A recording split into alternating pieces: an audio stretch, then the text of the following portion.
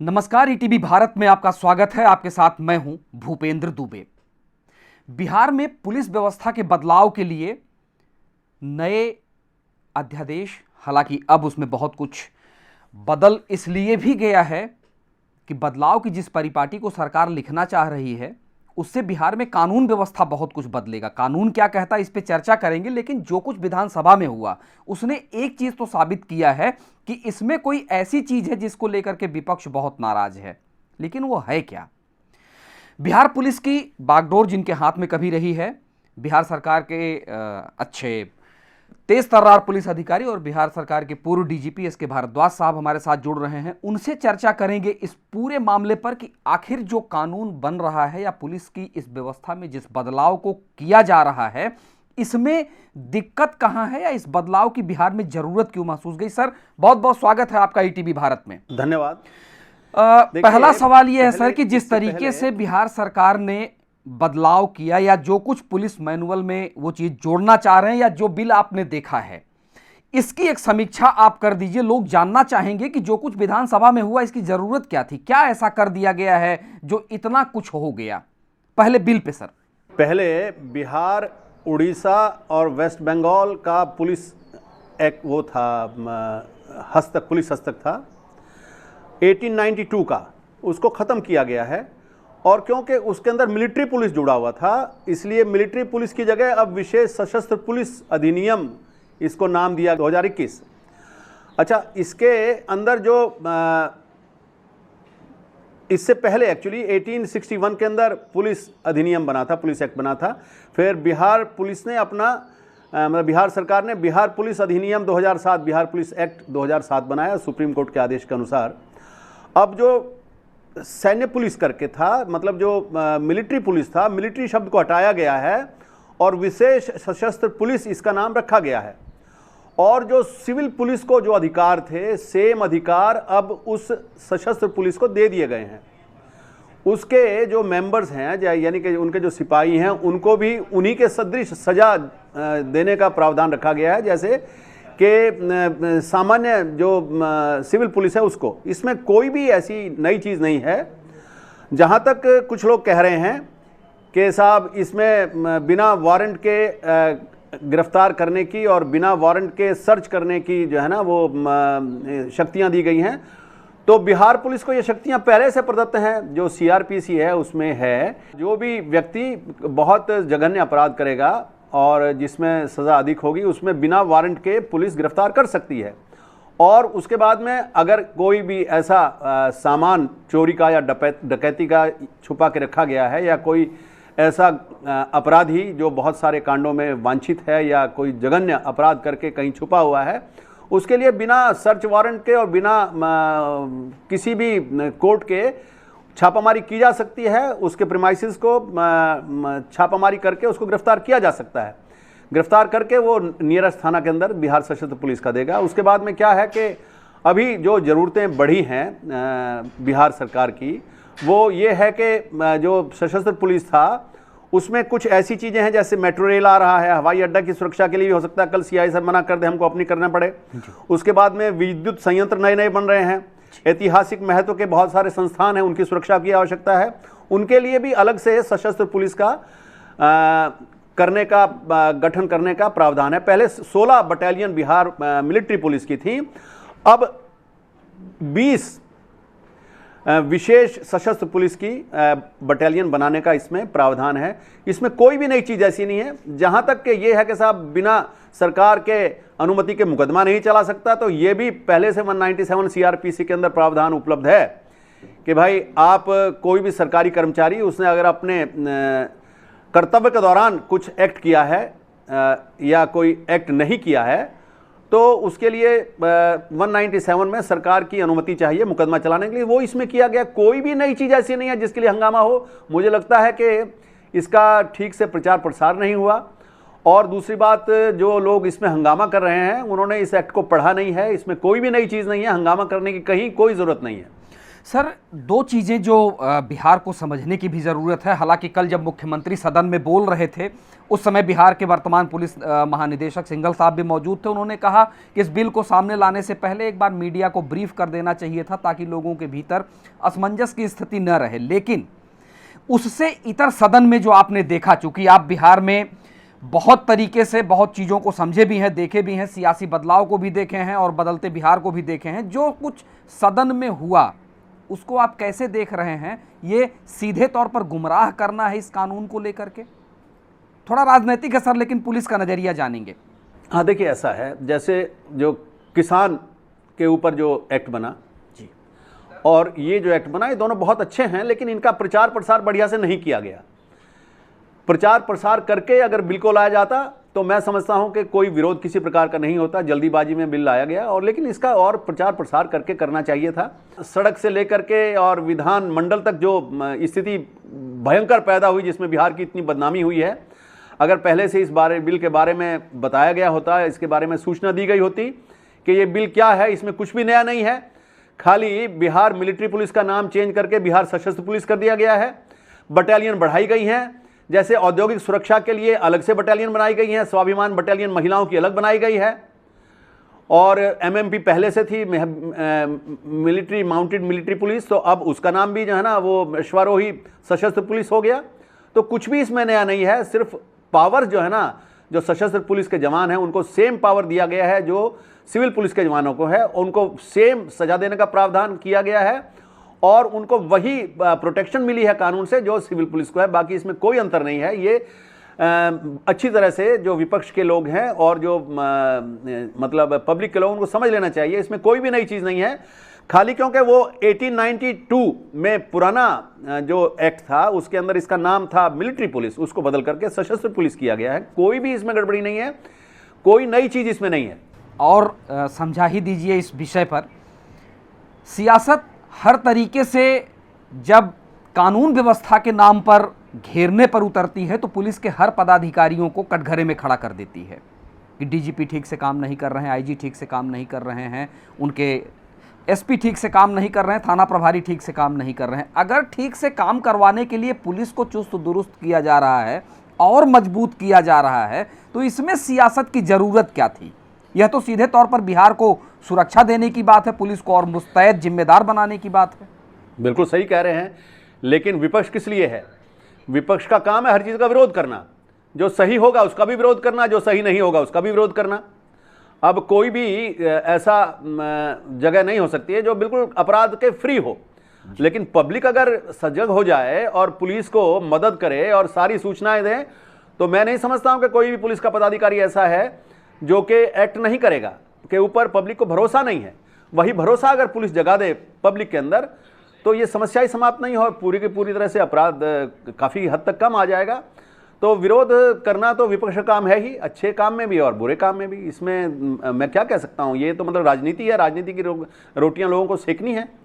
Sir, एक सवाल चूँकि अब आपके उत्तर से ही आ गया है, हम भी ये समझना चाहेंगे आप लोगों के साथ जितना काम किए या जो कुछ पुलिस को समझने का मौका मिला, एक बानगी अक्सर हाँ ये सवाल उठ जाता है कि पुलिस पर जनता का भरोसा नहीं कायम हो रहा है।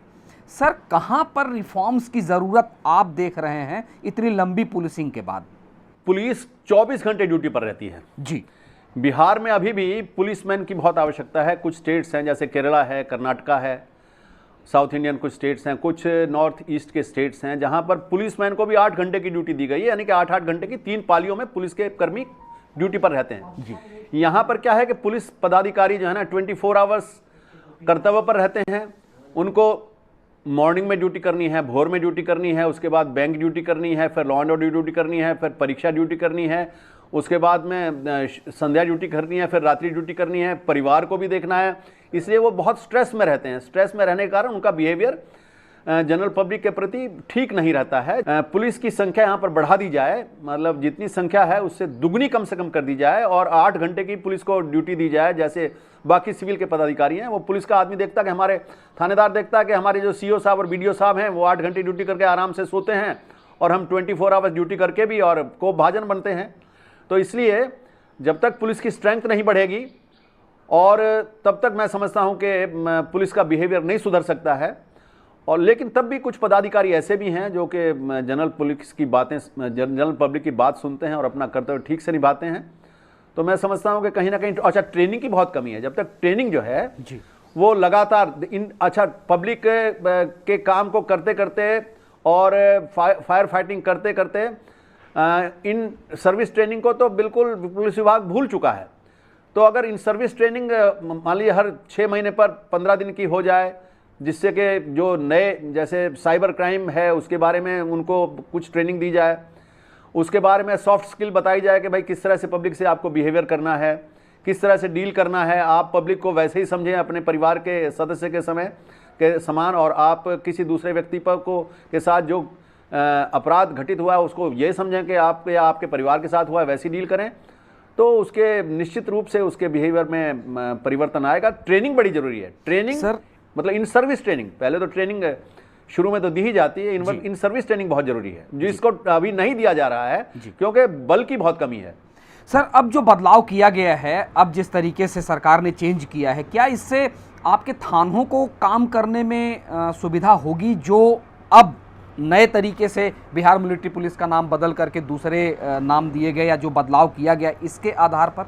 देखिए, बटालियन जो है उनकी संख्या बढ़ा दी गई है, मतलब 16 से 22 कर दी गई है, मतलब 6 बटालियन बढ़ाई गई है औद्योगिक सुरक्षा के लिए। अभी लगता है कि यहाँ कुछ उद्योग धंधे बढ़ेंगे, ऐसी संभावना है, जिसके लिए 2 बटालियन औद्योगिक सुरक्षा बल के नाम पर ही बनाई गई हैं। उसके बाद में स्वाभिमान बटालियन महिलाओं की एक बनाई गई है। तो जो नई बटालियन बनी है तो उसी में पुलिस का स्ट्रेंथ बढ़ेगा। अच्छा, उसके बाद में क्या है कि जो सशस्त्र बल है उसके नाम पर कुछ ग्रांट जो है ना वो केंद्र सरकार से भी मिलती है, इसलिए जो सिविल पुलिस है उसके नाम पर ग्रांट कम मिलती है। इसके नाम पर पूरे बटालियन के गठन का पैसा जो है ना केंद्र सरकार से आ जाएगा, तो राज्य को कुछ लाभ होगा। और निश्चित रूप से जब संख्या बल बढ़ेगा तो थानों की स्ट्रेंथ बढ़ेगी और उसके बाद में पुलिसिंग अच्छी होगी, मैं ऐसा समझता हूँ। सर, समाज के अगर सीधे नज़रिए को देख लिया जाए तो एक कॉमन मैन के तौर पे अगर मैं कुछ समझ पा रहा हूँ तो मेरे अगर किसी भी तरह से जानकारी में रहने वाला कोई ऐसा व्यक्ति जो अपराध में लिप्त है, अपराध करता है, कोर्ट से वारंट नहीं मिला, सक्षम पदाधिकारी नहीं बैठ पाए या दूसरे तरह की चीज़ों को लेकर के कानूनी फ़ायदा उठा लेता था, तो सीधे तौर पर हम यह भी बिहार को बता सकते हैं कि अब पुलिस के पास ऐसे अधिकार होंगे कि उन्हें आराम से रहने नहीं दिया जाएगा, क्योंकि समाज आराम से रहे उस पर ज़्यादा फोकस है सरकार का। क्या इसको भी इस परिप्रेक्ष्य में डिफाइन किया जा सकता है? देखिए, ये पावर तो पुलिस के पास पहले से थी कि जो भी जघन्य कांड में लिप्त हो उसको गिरफ्तार कर सके बिना वारंट के। ये कोई नई बात नहीं थी, लेकिन इसके अंदर क्या था कि बिहार मिलिट्री पुलिस का जो आदमी था उसको ये पावर प्रदत्त नहीं थी। अब बिहार मिलिट्री पुलिस के जवान को भी, बिहार मिलिट्री पुलिस के जो पदाधिकारी हैं उनको भी सेम पावर मिल गई है। तो यानी कि आपके गली मोहल्ले में भी अगर कोई व्यक्ति है ऐसा जो कि अपराध में लिप्त है और आप बिहार मिलिट्री पुलिस पहले जो थी, अब जिसका नाम बिहार सशस्त्र पुलिस हो गया, उसका पदाधिकारी रहता है, उसको भी सूचना मिलेगी तो वो भी जाकर गिरफ्तार करके उसको थाना में जमा करा सकता है। तो ये एक अच्छी बात है और निश्चित रूप से अब मैं समझता हूँ कि पुलिसिंग में कुछ इससे मदद मिलेगी। के तौर पर बिहार की जनता को इस बिल के बारे में, जो बहुत कुछ अभी तक नहीं बताया गया है, इस बिल के बारे में क्या संदेश देना चाहेंगे, जो आज एक भ्रम के रूप में विपक्ष खड़ा कर रहा है, या जिस सियासी बितंडे से पूरे अखबार भरे पड़े हुए हैं, उसमें भारद्वाज साहब बिहार की जनता से क्या कहेंगे इस पूरे प्रकरण को लेकर के? देखिए, मैं बिहार की जनता से अपील करता हूं कि ये जो बिहार सशस्त्र अधिनियम नया बना है, विशेष सशस्त्र पुलिस के गठन के बारे में, ये एक्चुअली कोई नई चीज़ नहीं है। बिहार मिलिट्री पुलिस का नाम बदल करके अब बिहार विशेष सशस्त्र पुलिस रखा गया है और बटालियंस की संख्या भी 16 से बढ़ा करके 22 कर दी गई है। और उसके बाद में जो सामान्य पुलिस को, सिविल पुलिस को जो पावर्स थी, वही पावर्स अब बिहार सशस्त्र पुलिस को दे दी गई हैं। और इसमें कोई भी ऐसी नई चीज़ नहीं है। जैसे कि आप कहें कि गिरफ्तारी बिना वारंट के की जा सकती है, वो पहले भी वो पावर थी, वो पहले सिविल पुलिस करती थी, अब बिहार सशस्त्र पुलिस भी कर सकती है। उसके बाद में बिहार पुलिस को पहले पावर थी कि यदि कोई अपराधी कहीं छुपा हुआ है या कहीं पर लूटा हुआ सामान रखा गया है तो उसकी स्टेशन डायरी एंट्री यानी कि थाना की दैनिकी में उसकी प्रविष्टि करके और पुलिस के लोग जो है ना वो छापामारी कर सकते थे बिना वारंट के, बिना सर्च वारंट के। वो पावर अब सशस्त्र वाहिनी के जो सदस्य हैं उनको भी दे दी गई है। उसके बाद जहाँ तक ये है कि इनको सुरक्षा विशेष दी गई है, तो ये 197 CRPC में पहले से प्रावधान है कि कोई भी जो सरकारी सेवक है वो अपने कर्तव्य के दौरान अगर कोई ओमिशन या कमीशन करता है जिससे कुछ ऐसी हानि होती है समाज को या कुछ ऐसा है, तो उसमें सरकार की अनुमति प्राप्त करके ही कॉग्निजेंस लिया जा सकता है, मुकदमा चलाया जा सकता है। ये पावर पहले से थी, तो ये बिहार मिलिट्री पुलिस के लोगों को भी दी गई है। उसके बाद में जो बिहार मिलिट्री पुलिस के अंदर जो कोई बदलाव नहीं किया गया है, खाली उसका नाम चेंज किया गया है। 1892 का जो एक्ट है उसको रिपील कर दिया गया है, उसको समाप्त कर दिया गया है और ये 2021 में एक नया अधिनियम कर दिया गया है। इसलिए इससे कोई डरने की ज़रूरत नहीं है, कोई भी नई शक्ति पुलिस को नहीं मिली है। खाली पुलिस की संख्या को बढ़ाया गया है। औद्योगिक क्षेत्र के लिए अलग से वाहिनी होंगी, मेट्रो पुलिस और आपका जो रेलवे स्टेशन, बड़े बड़े रेलवे स्टेशन हैं उनके लिए, या जो ऐतिहासिक धरोहर आपकी हैं उनके लिए, या फिर जो एयरपोर्ट वगैरह की सुरक्षा के लिए भी जो है ना औद्योगिक सुरक्षा बल जैसे की तर्ज पर वाहिनी का गठन किया गया है। कुछ डरने की ज़रूरत नहीं है, ये वैसा ही है पुलिस जैसा, इसमें कोई परिवर्तन नहीं हुआ है। आपका कहीं से भी अधिकार का, किसी अधिकार का हनन नहीं हो रहा है। बिना बात के ये विपक्ष के लोग झमेला कर रहे हैं। मैं समझता हूं कि पब्लिक को समझना चाहिए कि इस एक्ट को पढ़ लें और उसके बाद में देखें, इसमें कोई नई चीज़ नहीं है। शांति व्यवस्था बनाई रखनी चाहिए और मैं विपक्ष से भी अपील करूंगा कि कृपया इसको पढ़ लें और उसके बाद में ही आप कोई हंगामा करें। धन्यवाद। बिहार पुलिस को एक दिशा भी दिया है और बिहार पुलिस को चलाया भी है एस के भारद्वाज साहब, बिहार के पूर्व DGP। सीधा परित्राणाय साधूनाम विनाशाय दुष्कृताम। अगर आप दुष्टता करेंगे तो आपके लिए हर व्यवस्था जो आम आदमी की सुरक्षा के लिए है वो भारी पड़ेगी और वैसे लोगों को तो निश्चित तौर पर चिंता करनी होगी जो समाज में विभेद की स्थिति पैदा करते हैं। लेकिन समाज के लिए सुरक्षित व्यवस्था देने का जो काम पुलिस के पास है उसमें सिर्फ चीज़ें जोड़ी गई हैं। उनके लिए किसी भी तरीके की डर की बात ही नहीं है। जो अपने बिहार को मजबूत बनाना चाहते हैं, बिहार के नाम को बेहतर करना चाहते हैं, तो सियासत के इस पचड़े को भी समझना है और विश्वास के उस नज़रिए को भी जो DGP, पूर्व DGP एस के भारद्वाज साहब ने आपके सामने रखा है।